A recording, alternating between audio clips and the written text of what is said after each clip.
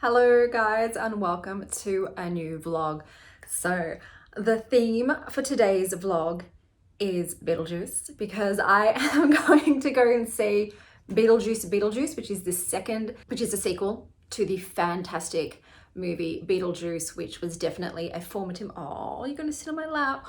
Sylvie's on my lap. Formative movie in my teen years. I was obsessed with Lydia Deetz. I felt she spoke to the core of me, and I definitely channeled her energy and her look when I was a goth teen.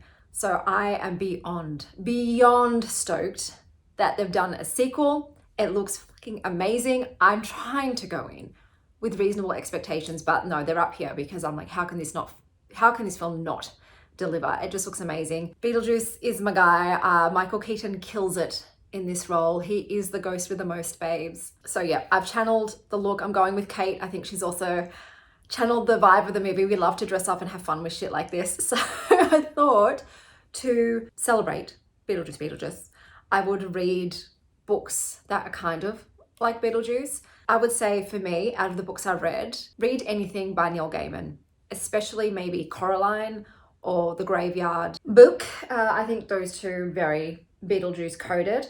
I went online, sorry, I'm just searching stuff up. I've got to leave in like 10 minutes, so I'm speed running this bitch. I just looked up Reddit threads and blog posts and websites, anything that said, hey, if you liked Beetlejuice, the movie, you might like these books. So let me tell you about what I read in preparation to see the movie. The first book had to be Handbook for the Recently Deceased. When I tell you that as a teen, I scoured the libraries and everywhere I could with my limited internet access because, you know, I was a millennial and we didn't have proper internet until later on. Trying to find this book, I thought it had to exist. It can't just have been a movie prop, it has to be real. And I wanted so badly to find it. So if I had had this book back then, I would have died. I would have eaten this up. But I've got it now. So it's definitely could just be a movie prop. Okay, so for fans of the book, in terms of the content, so it actually does have content, which I was surprised about. I would have bought it even if it didn't. So it is actually a proper book. I'm sorry for the garbage trucks. We're just gonna roll with it. This book, I would say, definitely is more of a prop though than a proper read. It has this very odd style. So it talks to you as if you are a member of the recently deceased, and this is your handbook, your guidebook, your user's guide to the afterlife.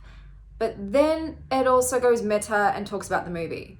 It's like, hey, do you remember the Maitlands? Hey, do you remember Beetlejuice? Hey, do you remember Lydia, the teen goth? Pick a lane, bro. Pick a lane. Either just be a user's guide to the afterlife for the recently deceased, or be for the fans of the movie. But it tried to do both. And so it didn't really land either. And it was it was very circular and repetitive. It did just sort of repeat the same things over and over again. But I still enjoyed it. It's a fan thing and I geeked out at all of the quotes. But yeah, realistically, it's a 3-star read. But I had to pick the book from the movie for this reading vlog. The next book that was recommended for fans of Beetlejuice was Wuftoom by Mary G. Thompson. So this is a middle grade horror book, and it is about a young boy who one day falls into this pink goo and then becomes ill. He starts to sort of turn into this amorphous blob, which is actually a worm-like creature. It turns out that there's this whole underworld of night, dark creatures, and these Wuftoom's worms are one of them, and he's becoming one of them, and his poor mother is trying her best to hold on to her little boy, but she does have to let him go. And in this world of night creatures, there are the Wuftoom's, the worms, and then their mortal enemies. I've forgotten the name already, but they're like sort of more insect-like creatures, and they like to eat each other. And so while he's transitioning, he's got the Wuftoom's trying to get him to their side, and then he's got these other insect-like creatures saying, hey, bro, we're going to give you this object, and it allows you to take over the body of any human being so that you can go back out in the world and enjoy the world before you become a worm. But the price you must pay is to deliver these worms to us, basically betray them so we can destroy them. And so he hates the worms for turning him into one of them. But at the same time, he's starting to feel this allegiance to them because he's becoming one of them. So he's not sure whether he should betray them, but he does end up taking over the body of other children. It becomes quite messy. The main character, he makes some choices. It's hard to sympathize with him in the end. And this was just really a weird fucking book. I can't believe this is middle grade. I probably wouldn't recommend it to middle graders. There wasn't a lot of morality messaging in it besides, I guess, you know, you can have more than one kind of family and you can be more than one thing. And the way that you change as a person, I guess it could be sort of a simile for puberty, but I don't know. It was very violent and gross, very gross. So much to do with the worms and the eating of things. Oh my God. Yeah, so the woftooms love to devour spiders, to eat spiders, and they talk about it in intense detail, just sloping up those spindly legs and overall I would rate it a 2.5, but it's a middle grade book, so I'm not going to actually rate it. But yeah, it was an odd one. It was very dark and weird and macabre, so I guess it's kind of like Beetlejuice and it's got the green cover. Is it green? Oh, it's yellow. It's like a bile. It's a bile yellow green. So yeah, I can see why people would recommend it for Beetlejuice fans. So the next book that I chose, I picked myself because this was written by the guy who wrote the screenplay for Beetlejuice. So I'm like, well, he wrote Beetlejuice, so let's read his other work. So this is called The Elementals by Michael McDowell. So this is a book, okay, what is it, like sand horror, I guess, creepy houses, messed up daddy-daughter dynamics. You've got these two families, the matriarch of which has died, and they go back to their summer houses that are set in these dunes. So there's the two families in the two houses, but there's a third abandoned empty house, and you don't go in there, and you don't look in the windows, and you don't stare at the dunes for too long. And naturally, obviously, there's fucked up shit going on in the abandoned house and in the dunes. I didn't enjoy this book personally. I did give it a 2 stars. It was the way it was written. I would say it's very dialogue heavy. It's got a very weird cadence. Like the pacing is just a bit bizarre. It's done in a southern drawl, which, you know, I just have problems computing. I don't know why. I become dyslexic when it comes to southern drawl. So I did struggle with that. I did want to finish this book though, because it was written by the screenwriter for Beetlejuice. But yeah, the characters, none of them were likable. The horror, it was so slow paced. So that's another thing. It takes forever to really get going. It's molasses slow. And with a thriller horror book, you don't want to be waiting that long for shit to get freaky and scary. The scary stuff was not fun. It was very unsettling. I would say that's the most kind of horror it is. It's very unsettling. Obviously people are killed, but it's not on page, so I wouldn't call it like slasher or anything like that. There's family secrets going on, and yeah, it was a 2-star read for me. It just didn't really push my buttons in that way, but it was fine. I think obviously maybe you'd enjoy it if you like anything to do with not typical horror settings. So like beach houses in sand dunes is a bit off-brand for a horror book, so if you want something a bit different like that, and like creepy houses and, like I said, odd family dynamics, yeah, especially that daddy-daughter thing, that was peculiar. And then the final book that I read for this reading vlog is Johannes Cabal, The Necromancer by Jonathan L. Howard. This ate. I love this. I have never laughed out loud more in my life than with this book, and I'm literally going to insert some footage.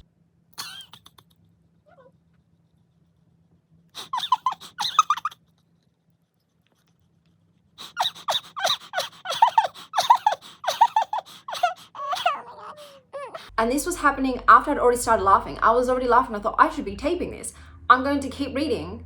Maybe it'll get some more laughs. It did. That first chapter alone had me chortling. So this book is about a very selfish necromancer. He was basically described as Tom Hiddleston's character in Crimson Peaks. That's the vibe, and that's my flavor of man. So I was like, all right, you already got me. He's a very sarcastic, dry-witted gentleman, and I absolutely loved his disdain and arrogance in this. I found him a delight. And basically he's made a Faustian deal with the devil. He wanted certain knowledge and magics that involve necromancy. I won't say for what purposes, but it's come time for him to pay the Pied Piper and he's not ready. So he sort of renegotiates the deal and he has to get the devil 100 souls in a month, I think it was. And to assist him, the devil gives him this traveling circus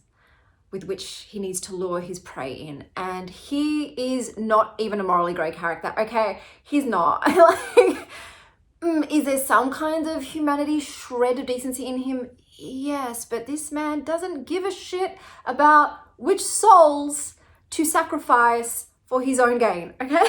He does pair up with his vampiric brother that he has done very dirty. I absolutely loved their sibling dynamic. It just increased the humor in the book. And his brother has a moral conscience for the both of them and does try to assist, but also, oh my God, the word has sabotage the deal too. So he's kind of playing both sides.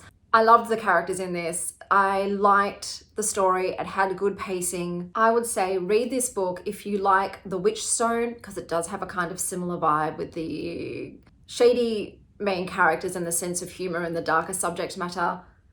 Obviously Tom Hiddleston in Crimson Peaks, naturally. Faustian Tales and Sleeping Beauty. But yeah, I love this. It didn't end in a very obvious manner, which is great because I thought, oh, this is what's going to happen. But no, it kind of sidestepped it a little bit, so I appreciate that. It does continue on. I might try the second, but even as a standalone, it works. Like I said, I just had such a fucking fun time. I gave this a 4.5 stars.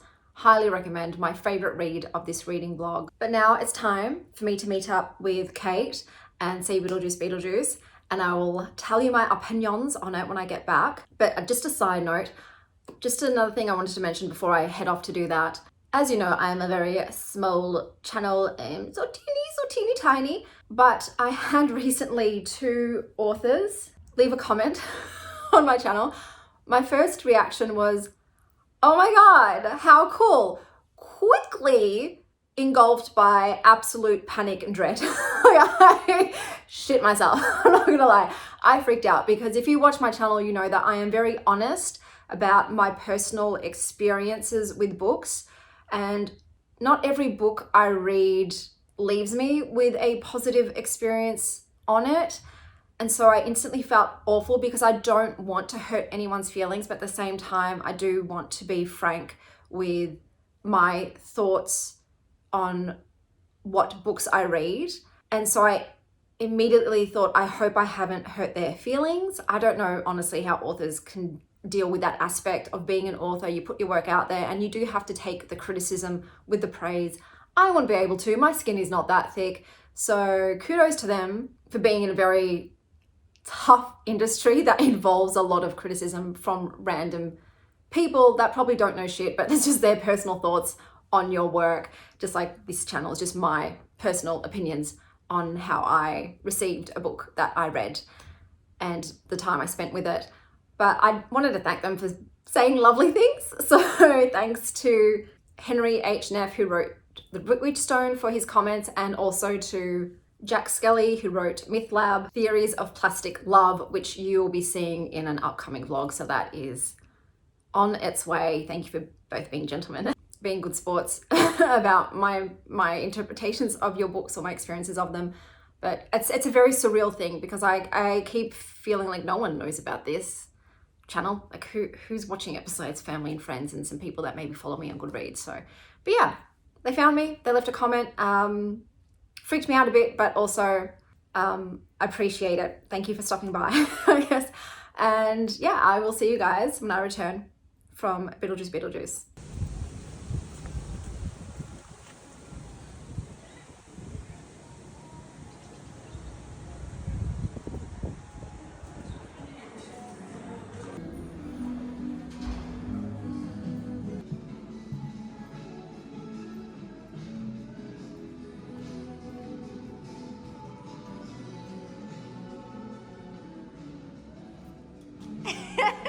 Hello.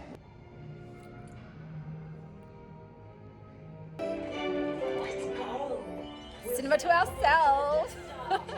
Long distance relationships can be difficult, especially when one of you is dead and the other's ignoring it for 30 years. But Lydia and I, we have a definite psychic connection.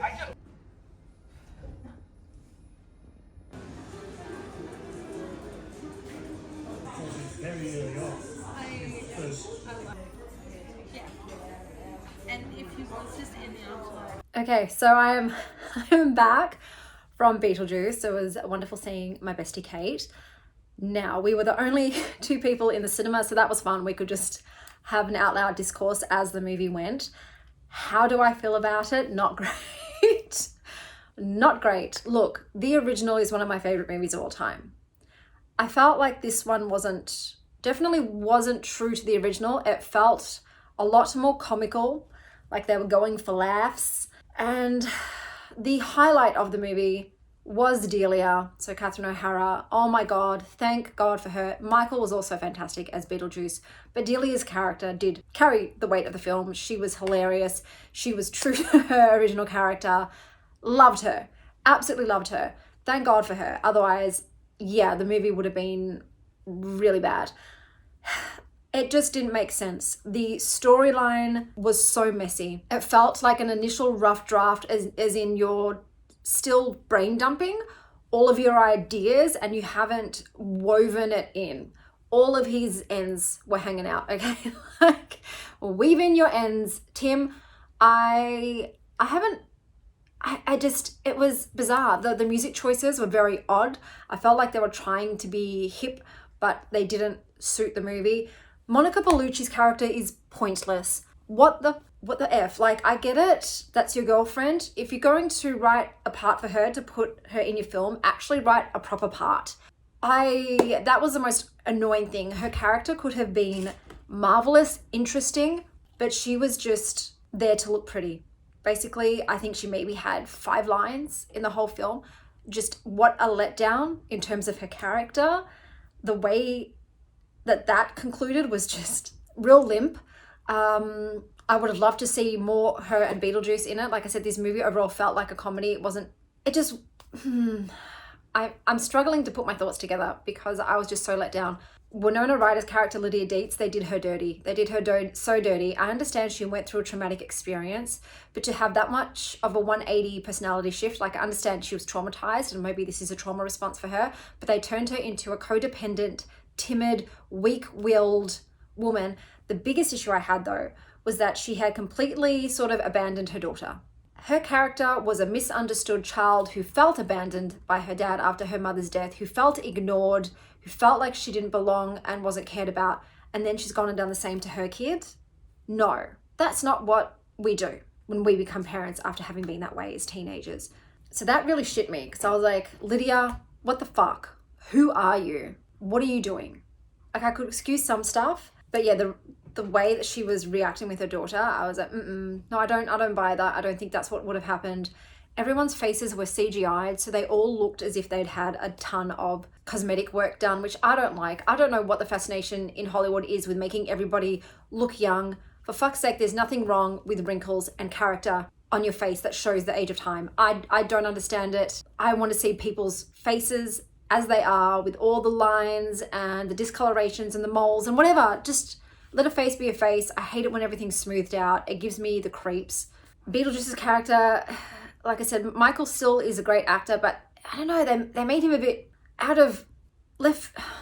He just felt out of pocket in terms of what that character was like in the first one. They kept referencing the first movie repeatedly.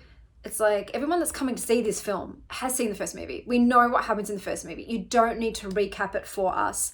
So, like, you're beaten over the head with what happened. What was in the first movie again? Please remind us repeatedly what happened in the first movie. There's a teenage love interest, obviously, for Jenna Ortega's character, which, whatever, like, okay. I did like the sort of plot twist that happened in that area. So that was interesting. I was like, oh, okay, cool, interesting. But everything just felt very choppy. Like there were just all these little vignettes, little pieces just all just smushed together and being like, okay, this is a cake, but you can still see the egg, you can see the flour, you can see the baking soda. Nothing was homogenous, nothing was blended well. It felt like it went on forever. There was a lot of parts where I'm like, oh, I would totally fast forward through this scene and this scene and this scene.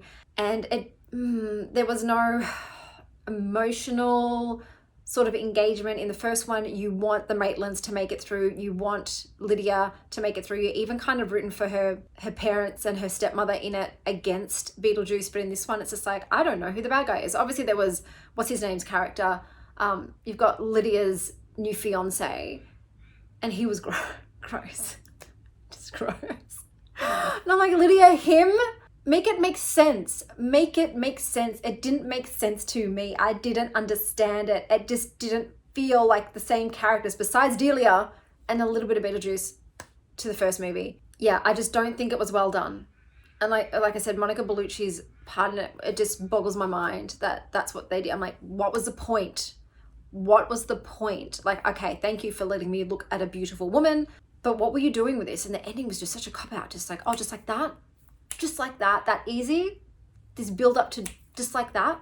Yeah, I don't know. It didn't have any of the charm of the original. It felt farcical, but yeah, the one thing I do love was Delia, so Catherine O'Hara, like, thank God, loved her. But the ending, it just, I don't know, it just felt very bizarre, and I felt very unsatisfied, and I don't get it. So am I still going to rewatch the first one whenever I want? Yes. Still absolutely love the first movie. Will I ever watch this second one again?